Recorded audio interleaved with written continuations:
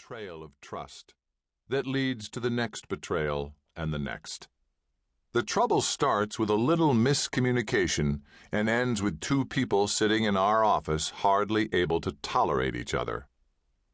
Financial infidelity can consume your relationship like a wildfire taking hold in a field of dry grass. You end up spending what seems like every single moment talking about money, fighting about money, crying about money. Or you stop talking about money altogether because it's just too painful. Without solid, healthy financial communication, that relationship is primed for the fire of financial infidelity to take hold. But it doesn't have to. Consider this book a bucket of water you can use to douse the flames. We're going to show you how to put an end to the financial infidelity in your relationship, whether it's a raging inferno or a tiny ember waiting to ignite. By teaching you some basic yet essential financial communication skills, we will help you put out that fire and show you how to let your dreams rise back up from the debris. This is your chance to join hands, turn around, and march into a new, healthier, stronger life together. Ready? Let's go. Section 1. Getting to know you all over again. Chapter 1. The truth about financial infidelity. It's the kind of phone call you hope you never get. Shannon, an acquaintance, called me to ask for help with her finances. Bethany, I just found out that Michael has gotten us into some serious debt, and I need your help getting out of it. What kind of debt are we talking about? I asked her. A little over $30,000, Shannon replied. It was all I could do not to scream into the phone. I quickly put on my financial advisor hat and asked her to tell me what had happened. What she said next still makes me want to throttle her husband. Well, a few weeks ago, I got a call from the video store.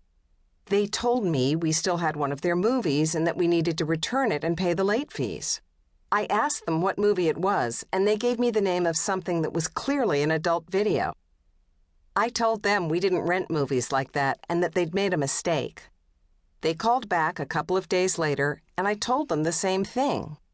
The guy said, well, then someone stole your credit card because this is the account we have in our records. So I went to the video store to straighten them out. I talked to the manager, and he showed me the signature on the rental agreement. It was Michael's.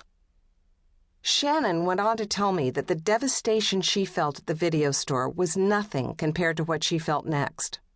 She went home and started looking through their bills. That's when she learned that her husband, who had been in charge of their finances, was behind on car payments and life insurance payments and had a stack of unpaid credit card bills. Then she landed on a bill for a credit card she didn't know he had, a bill that included charges from pornographic websites. She had been lied to for years. It turned out that Michael had been using this card to fund his porn addiction without Shannon suspecting anything. Here was a marriage filled with betrayal, broken trust, and years of deception. And you know what Shannon and I talked about? Her debt. I helped Shannon work out a long-term plan for paying off what they owed and getting their finances on track. It took about 3 years and a lot of hard work and sacrifice, but she did it.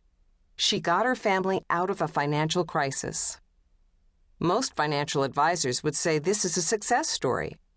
Here was a couple with deep debt, but with hard work and a commitment to live within their budget, they recovered.